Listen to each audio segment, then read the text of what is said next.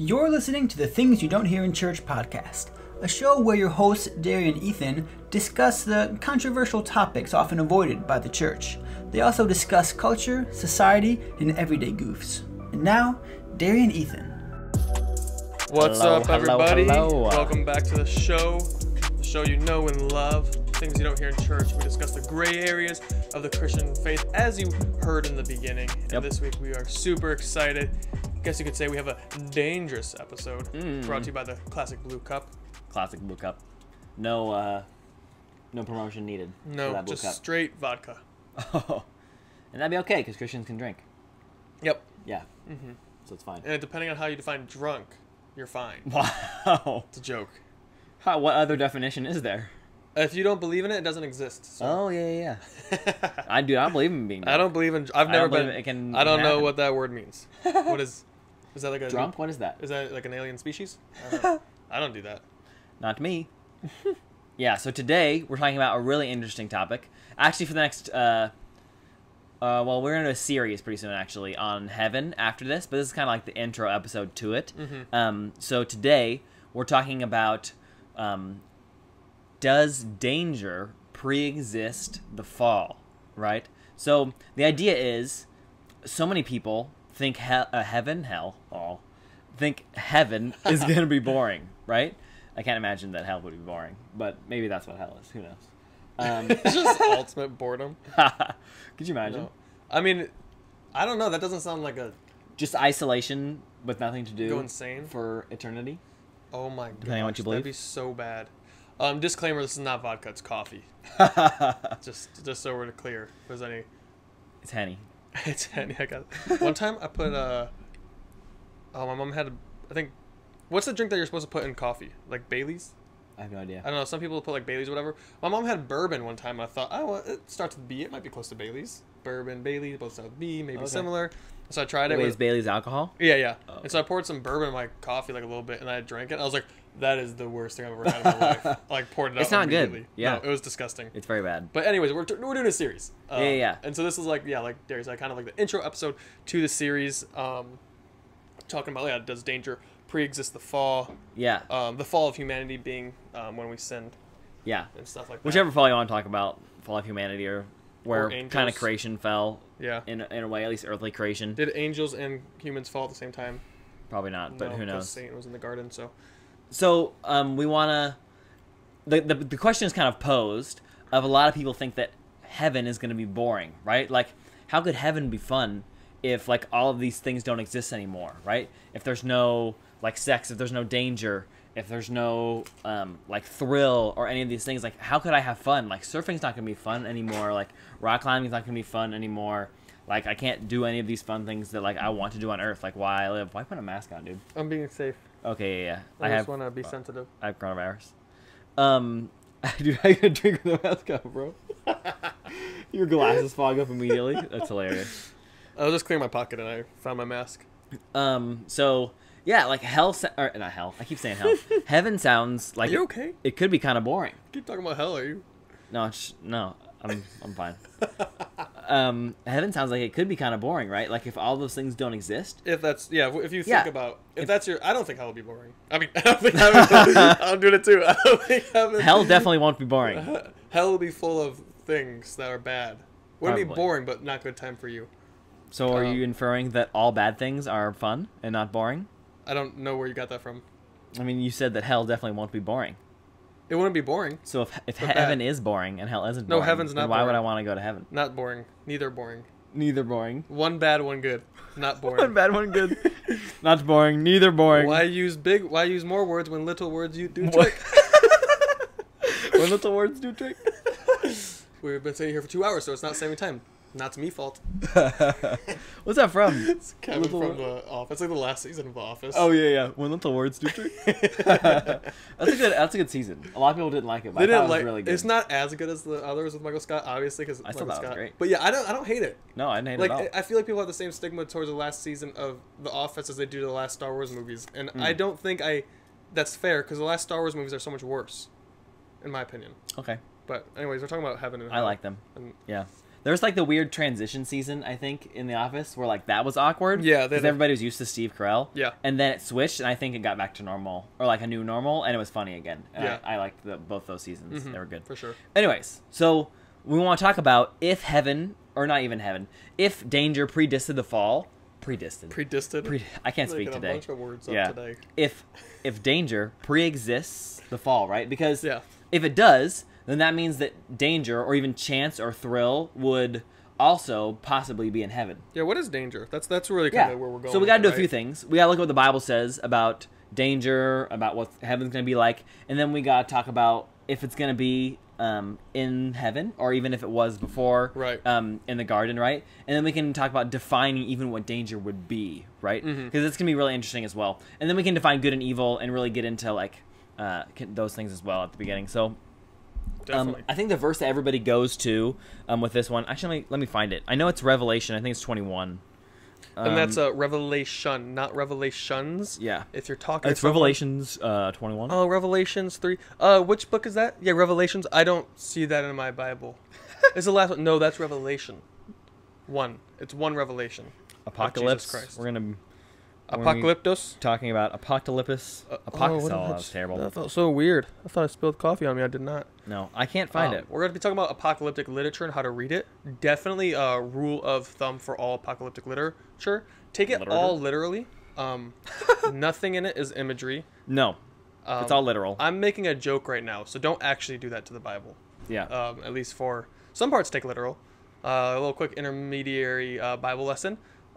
Historical narratives, you can take it literal because they're just stories about what happened, not moral commentaries on God's character. You ready? Oh, yeah. Okay, cool. I was just filling time. Okay. Yeah, cool.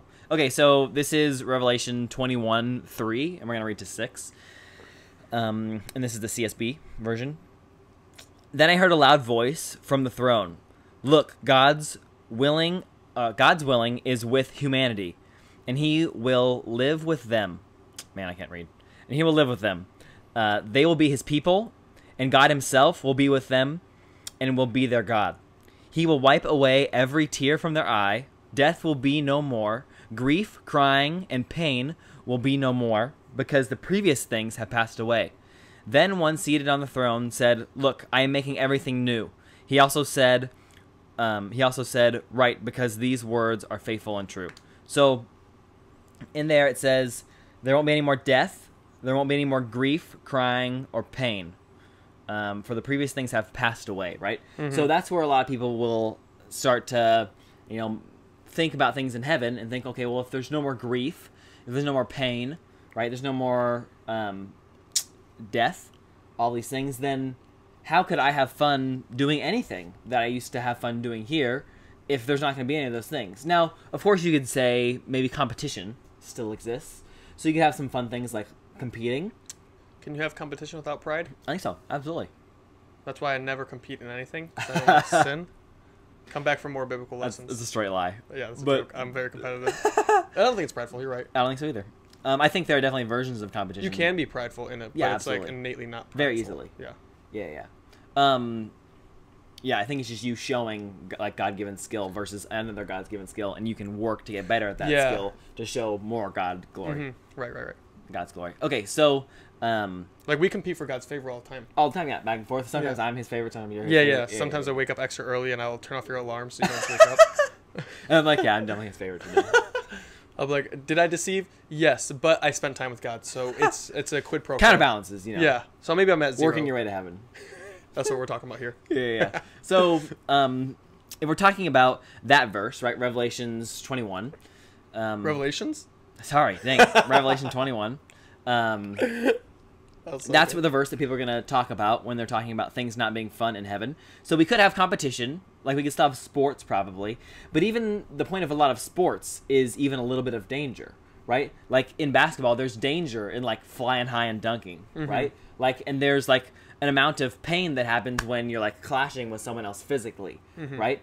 We see sports like UFC where there's obviously a lot of pain. There's sports like almost anything in the water or snow that involves pain whenever you crash. Yeah, well, it's football where you're literally trying to attack, like tackle someone. Right. Yeah. And we can get even like really small with this in saying like no matter what competition or what sport or physical activity you compete in, there's the pain of exerting yourself that you can experience afterwards, right? Like, not necessarily body parts being broken, maybe, but you have muscle soreness, and you have fatigue, right? Yeah. And there's obviously good versions of those things when you like work out and you have a good soreness, right? But technically, it is still a breaking down of something in your body, right? Yeah. Well, it's interesting, right? Because it's like, if they were saying there's no danger in heaven, but we say part of danger creates, like, the risk factor, right? It's that something is dangerous, meaning there's a possibility of harm. Yeah. And therefore it's risky. And the reason it's fun is because there's risk involved. Yeah. Right? That's a lot of people's thing. Like,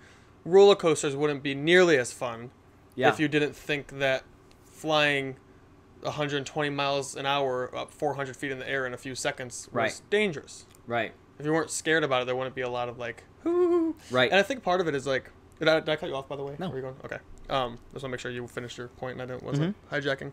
Part of it is, like, I think just upon initial thoughts, like, something that makes it fun is the risk-reward factor. Like, oh, there was high risk, so high reward, right? If you are, like, snowboarding, you're trying to go for a jump, and you make it and you don't break anything. I've never snowboarded before, except for, like, when I was a kid.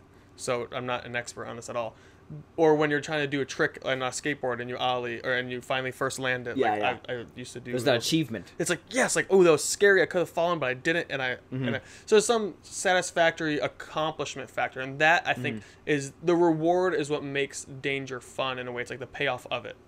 Right? And so it's not, I wouldn't say it's like not fun. At least for me, something's not fun because it's dangerous. It's fun because it's dangerous and I didn't and I avoided it. Right. Absolutely. Like, when I longboard, or I used to longboard, going down, like, bombing big hills was, like, fun because it's dangerous, but at the end you're like, oh, that was insane. I could have really messed up. Yeah, absolutely. I think another aspect of it, too, is that you have a human limitation. Like, say you're ziplining somewhere, right? Like, you have a human limitation of you can't fly and you can't travel that fast, right? And naturally. Naturally. So when you're ziplining, you've created, like, a man-made thing that allows you to be that high and to go that fast, right? And so you're transcending human limits, right? That you, like, the natural biological limits that we have. And so there's an amount of thrill in, I can't do this myself. I'm experiencing this thrill, and it's dangerous because I'm in control of myself, right? But I know that I've applied forces on my body going this fast, being this high, that could cause me, like, pain, right? And harm, possibly even death. So it is exciting for me to cheat that system and be able to have the pleasure of going faster and being higher than I naturally could be, but while not being in danger or not, like, directly dying, right? Right. Yeah, and it is a lot of, like, I think the pushing the limits. I remember a couple weeks ago I was body surfing at Bellows, and I caught this wave, and, like, I have body surfed quite a bit, and, like, it's always it's a fun because it's just like kind of like a water slide, not like a water slide, but it's like you just get carried and pushed along the water for the time. But I remember this one, it was really big. It picked me up, and I think that was the first time I seriously did it well, because it picked me up and just shot me out, like, way faster than I've ever been. Right? I was like, I don't know, I covered, like, probably 30-40 feet in a very short amount of time, and I got up, I was like, that was insane. That was body surfing. I was like, I've done it a lot, but that actually picked me up, and I felt a jump in my stomach and just got shot forward. And so that was fun because you're going faster than you expect, but also it's like, ooh, hopefully this wave doesn't turn me over and put me through a washing machine, like smash me on the sand. Right. And so that's kind of fun. Right. So we can talk about, like, how fun it is to experience risk, right? And especially when you cheat risk and you, like, come out with the reward and none of the consequences, right? But the problem is that the Bible says that there won't be any pain, and there won't be any death, and there won't be any grief or mourning, right? And so I think an argument that could be made that I wouldn't make, but I'll tell you about, would be that, like, the context of the verse is, like, about mourning and about, like, past suffering and stuff like that, and, like, none of that will exist anymore, and that the pain is just perpetrated off of the previous mourning and grief that's mentioned, and that's more of, like, a relational or, like, a death-related pain. I mean, you could make that argument, but it's just you would have to infer that, right? That would have to be, like, your interpretation, not necessarily like, fact. Okay, can you, like, get injured then in heaven? Would be the following questions, like, okay, that's dealing with specifically emotional pain. Can you trip and, like, break your ankle in heaven? And you're like, dang it. Yeah.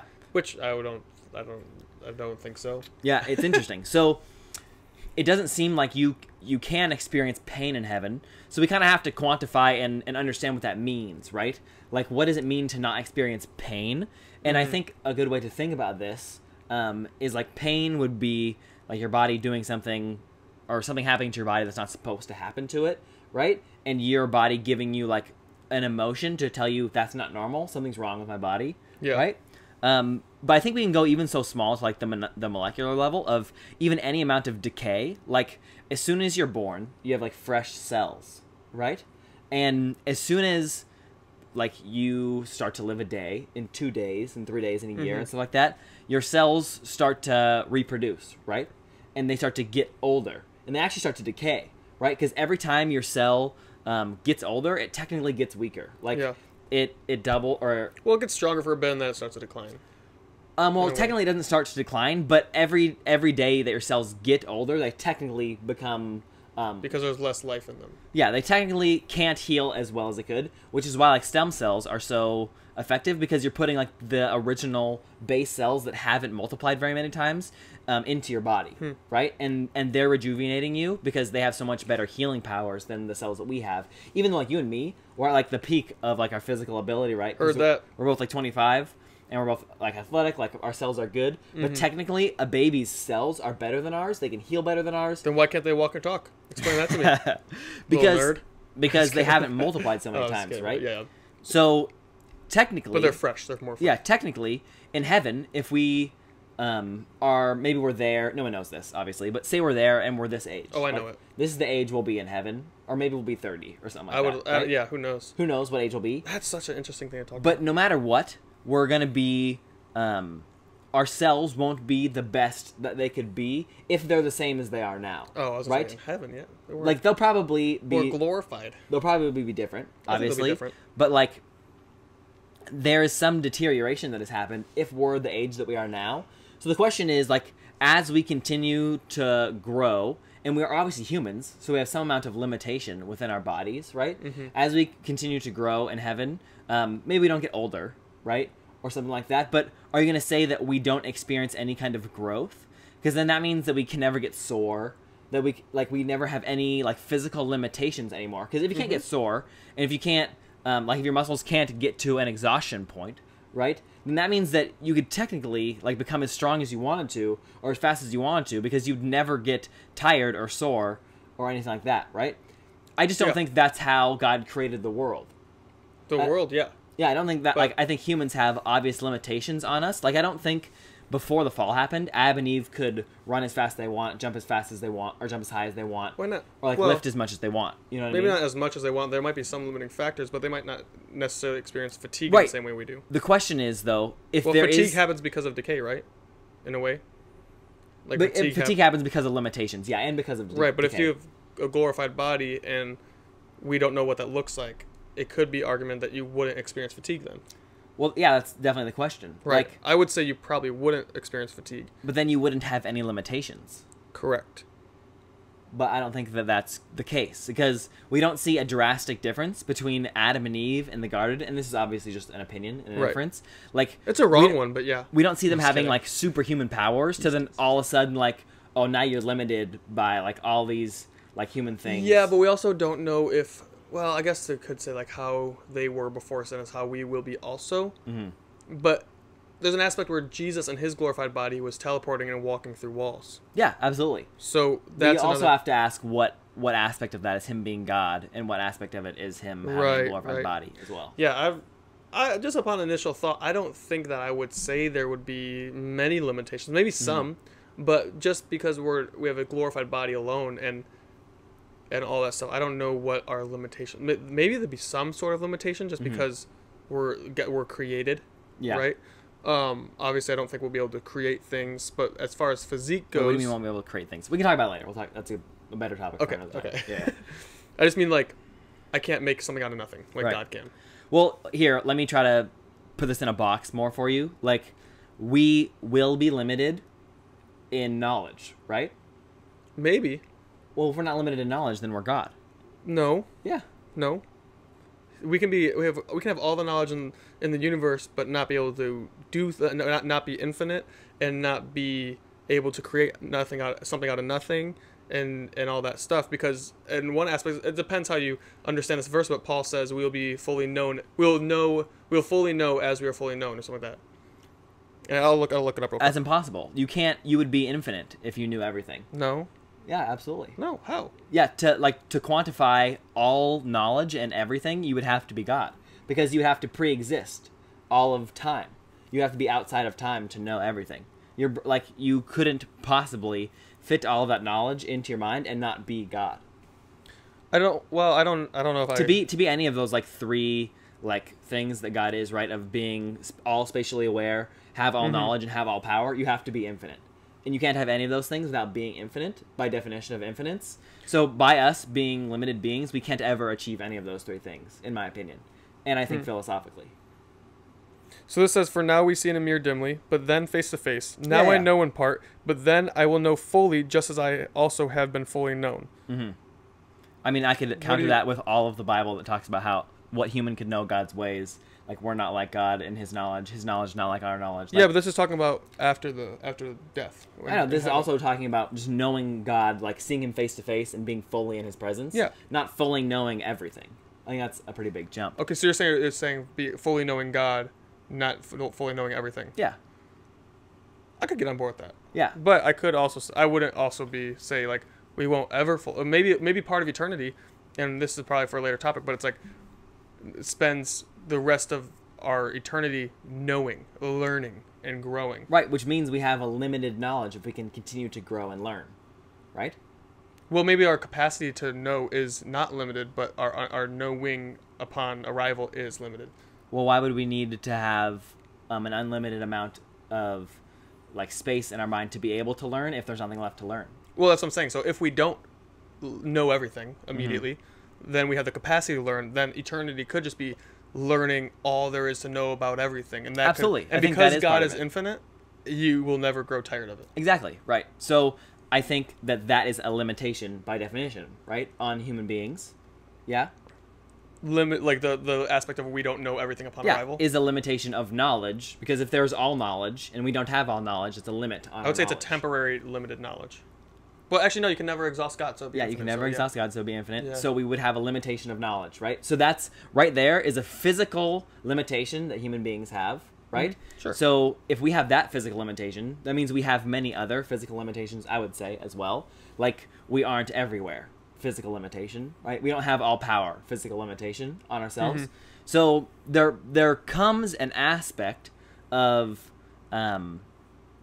us, right? That if we have physical limitations, and say we're creative beings, right? And in heaven, God allows us to continue to be creative, like He's creative, like. What do you mean, like He's creative? Well, God's creative, and He obviously has. But you don't mean like creating like beings. No, obviously not. Yeah. Okay, I just want to make sure no one's gonna twist our words. I know, I'm trying to explain it right now. So we're obviously creative beings. God gave Adam the task of creating names for the animals in the garden, right? The first task that He gave him to one, work, and to two, be creative in His work, right? So if God is going to give us jobs, which He says in the Bible that He's going to do in the new heavens and new earth. And if He's going to ask us to be creative, which I think He would also ask us to do, we could infer that we could still create things that transcend our human limits, like we have now, right? We have motorcycles that can transcend human abilities to go fast, right? So the question is, if we can do both of those things, if we can build things that can transcend human limits and human limitations, then what happens when we're like on that motorcycle and we're experiencing going faster than our human limitations, and then we fall off of that motorcycle and experience reality hitting our human limitation? Does that make sense?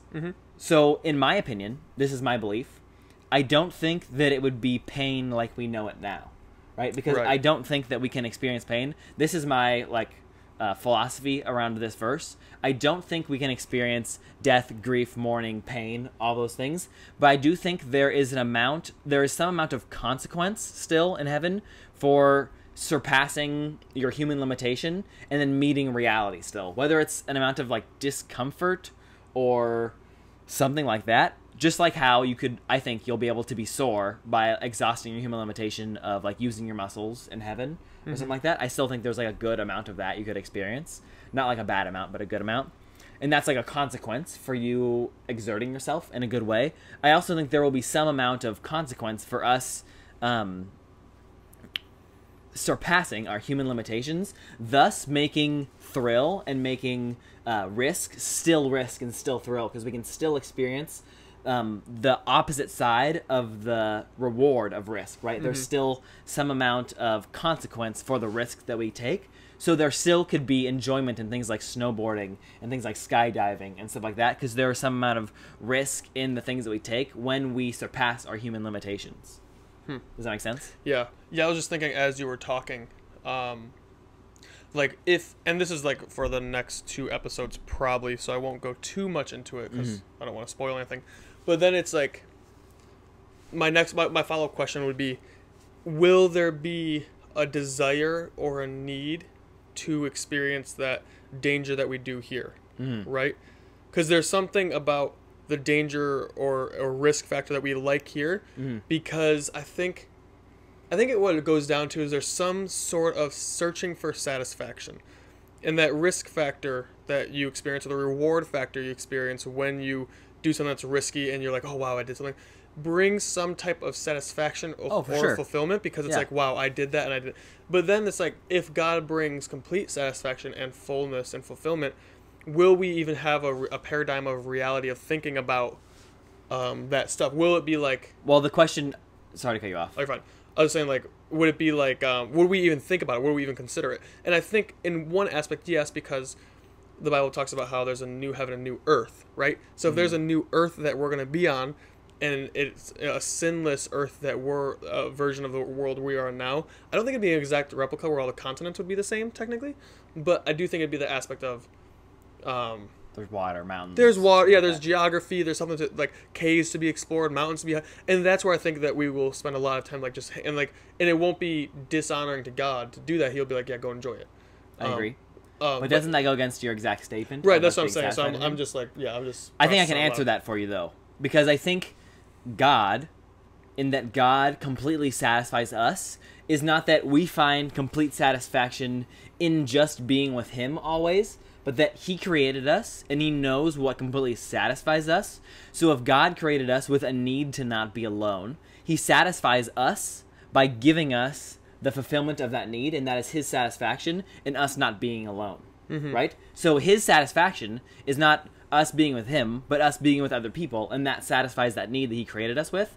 So you could infer that God also created us with the need to be adventurous and to be creative, and that's why we enjoy, like, skydiving and spelunking and going and, like, on explorations and stuff like that, because God because God has created us with the ability to be creative, to be, like, nosy about science and try to understand the universe, right? He created us with those that's what I'm instincts. saying, right? So that's what I was gonna just, like, rebuttal myself with, like, yeah, like, God created us with these desires. I wouldn't say they're needs necessarily, because we don't need to explore science. Right now we do, because we need to understand, like, medical stuff, and it's just fun. But, like, when we're there won't be a need to understand biology. You won't necessarily need to. Why? It's not necessary for survival in the aspect of that definition of need. Yeah, right? Yeah.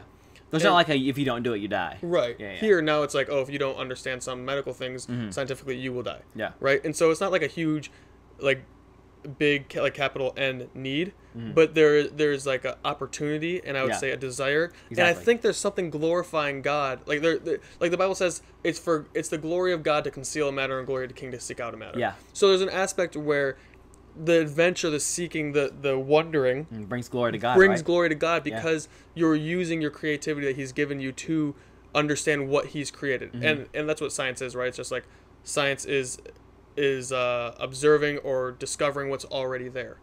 And so it's like, oh, God has put so many things in this world. Let's all go and just, like, explore what's that look like. Or maybe it's like, oh, some people are super extroverts and just want to hang out with people. Maybe part of their glorifying God is just hanging out with people. And I think there's so many ways that we're going to get into the next episode, so I won't go too far off. But yeah, I would say, like, the sense of danger has to be different. I don't think the thrill would be gone necessarily, but it's like, what does that danger look like? Maybe there is no pain. Maybe you just fall and you're like, whatever, let's go again. Yeah. You know, but maybe there's still that excitement that in the pit of your stomach as you're exceeding speeds that you normally can't get to. Yeah, the only problem with that theory, I think, is that once you do something like that enough, it's not exciting anymore because it's not new. Then you go do something else. Well, hold on. The point of I know, but for eternity, you experience everything. But God's infinite, so then you just go experience it. Well, I know, but experiences on a limited Earth aren't infinite. Then we leave this Earth, or we leave the limited Earth. I know, but all Earths are limited. So I'm saying if you have eternity to explore a limited universe, then you would eventually have experienced everything. If it's just about having new experiences, so if it's not just about having new experiences and there's an amount of risk that you're taking, then the risk thing is what's exciting, not necessarily the new thing that you're experiencing. Yo, what if? What if the risk factor is you technically could quote unquote die, but you just respawn at a certain location on the new Earth. You lose all your items. Yeah, so it's just dang it! You're just I gotta go collect everything again. You're okay, or maybe don't lose all your items, but you could be summiting a mountain, and then all of a sudden you slip and fall and summiting. What's that? Summiting. That's what I said, right? I thought you said summoning. Oh no, summiting. I think I just meant Michigan. I didn't pronounce the T's. I was saying, so you're summiting a mountain and maybe get impaled on a spike and you see it through. You're oh man, and then you just boop, and you're just dang, I gotta go all the way. That was 12-hour flight away, and now I gotta go back. I think we can't understand it, but I think in my mind this is the best explanation for the things that it seems God has created in me as a human being to desire to do. Right? I don't think that exploration and creativity and being curious were things that only post-date the fall, that only God created in us after the fall so we can survive, right? I just don't think that that's what God did. I think that we had those things before the fall happened and that we still have them now, and I think we have those things in part so we can continue to understand and glorify God by understanding his creation and him, right? And give him glory. It's really interesting. Obviously, we can't understand it until we get to heaven. Right. But I think that's my current understanding, that there will be some amount of risk and some amount of drawback to taking risks and failing. You know what I mean? Because life is going to be boring without it. You know what I mean? No, I don't. Well, one other thing I want to mention, or maybe a couple things I want to mention before we close this, is the idea, this. I read this book. This is kind of what got me started thinking about this alternative to there being risk in heaven.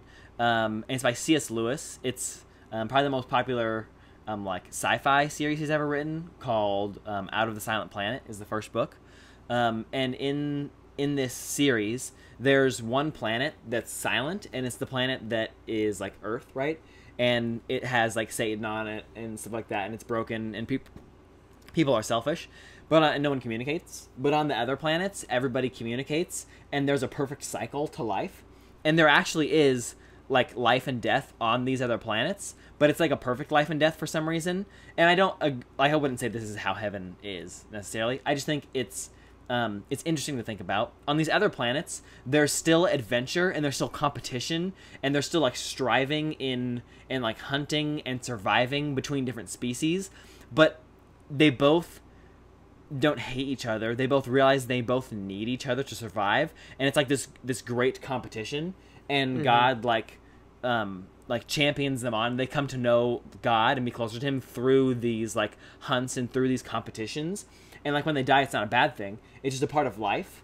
And they celebrate when it happens and stuff like that. So I don't think that's how heaven is going to be. But I think it was interesting of C.S. Lewis to create other worlds that are like living in perfect harmony with each other, but there's still danger in perfection. And I thought it was really, really interesting. Just the idea of danger in perfection still. Right. Kind of got me thinking about this topic. That's why we're talking about it. I wonder if there would be like animals, and like this is probably for the next episode too, but I just thought about it. And like obviously what I believe about animals now is they're created for our consumption and our enjoyment. Like dogs for enjoyment. In some parts of the world, dogs also for consumption.